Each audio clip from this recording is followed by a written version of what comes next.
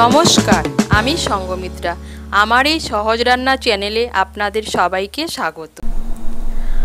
আজ আমি বানাচ্ছি চটজলদি ডিম পরোটা। আপনাদের হাতে যখন সময় কম থাকবে আপনারা খুব সহজেই বানিয়ে নিতে পারেন এই ডিম পরোটা। খেতে কিন্তু দারুণ হয়। প্রথমে একটা বোল নিয়েছি, এর মধ্যে নিয়ে নিচ্ছি হাফ কাপ আটা আর হাফ কাপ ময়দা। আমি এই রেসিপিটি আটা আর ময়দা দিয়ে বানাচ্ছি, আপনারা শুধু আটা দিয়েও বানাতে পারেন বা শুধু ময়দা দিয়েও বানাতে পারেন।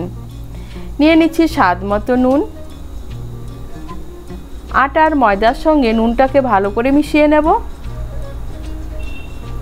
আটা আর ময়দার সঙ্গে নুনটাকে ভালো করে মিশিয়ে নিয়েছি। এখন অল্প অল্প জল দিয়ে একটা ব্যাটার তৈরি করে নেব।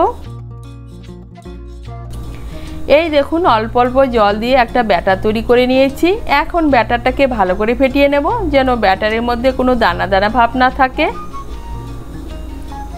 ব্যাটারটাকে ভালো করে ফেটিয়ে নিয়েছি। আর এই দেখুন, ব্যাটারের ঘনত্বটা একদম ঘনও না একদম পাতলাও না। এখন এই ব্যাটারটাকে সাইডে রেখে দিচ্ছি। এদিকে একটা বোলের মধ্যে দুটো ডিম ফাটিয়ে নিয়েছি।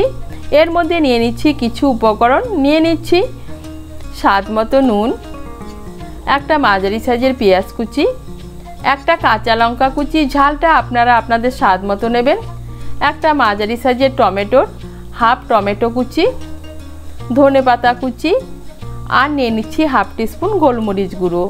সমস্ত উপকরণ ডিম দুটোর সঙ্গে ভালো করে মিশিয়ে নেব।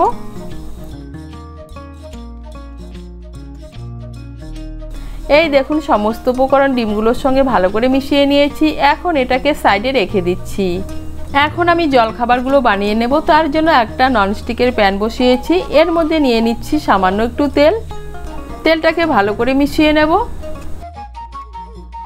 তেলটাকে ভালো করে মিশিয়ে নিয়েছি। এখন এর মধ্যে দিয়ে দিচ্ছি এক হাতা ব্যাটার। ব্যাটারটাকে হাতার নিচ দিয়ে ভালো করে ছড়িয়ে নেব। ব্যাটারটাকে হাতার নিচ দিয়ে ভালো করে ছড়িয়ে নিয়েছি। এখন উপরটা হতে দেব। এই দেখুন, উপরটা টেনে এসছে। এখন এটাকে উল্টে পাল্টে দুপাশে লাল করে ভেজে নেব। এই দেখুন, উল্টে পাল্টে দুপাশে লাল করে ভেজে নিয়েছি। আর একটা পরোটা তৈরি হয়ে গিয়েছে।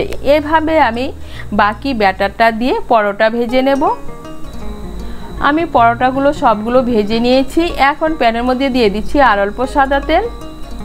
এর মধ্যে দিয়ে দিচ্ছি এক হাতা ডিমের ব্যাটার। ব্যাটারটাকে ছড়িয়ে নেব। ব্যাটারটাকে ছড়িয়ে নিয়েছি। এখন এর মধ্যে দিয়ে দিচ্ছি ভেজে রাখা একটা পরোটা।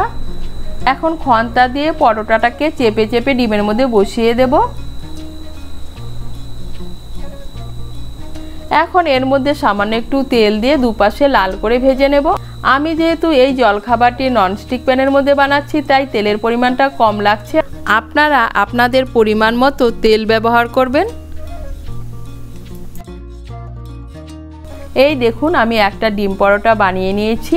এভাবে আমি প্রত্যেকটা পরোটা বানিয়ে নেব। তৈরি হয়ে গেল চটজলদি ডিম পরোটা। আমি এই পরোটাগুলোকে টমেটো সস আর শসা কুচি দিয়ে পরিবেশন করছি। আমি একটা পরোটার মধ্যে অল্প সস লাগিয়ে নিচ্ছি। এর উপর দিয়ে দিচ্ছি শসা কুচি আর দিয়ে দিচ্ছি গোলমরিচ গুঁড়ো আর সামান্য একটু নুন।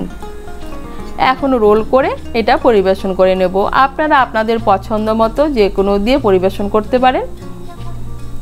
আর তৈরি হয়ে গেল চটজলদি ডিম পরোটা। আপনাদের হাতে যখন সময় কম থাকবে আপনারা চটজলদি বানিয়ে নিতে পারেন এই ডিম পরোটা। আপনাদের যদি এই রেসিপিটি ভালো লাগে তাহলে লাইক এবং শেয়ার করবেন। আর রেসিপিটি কেমন হয়েছে কমেন্ট করে জানাবেন। আরও নতুন নতুন রেসিপি পাওয়ার জন্য চ্যানেলটিকে সাবস্ক্রাইব করে পাশে থাকবেন। ধন্যবাদ।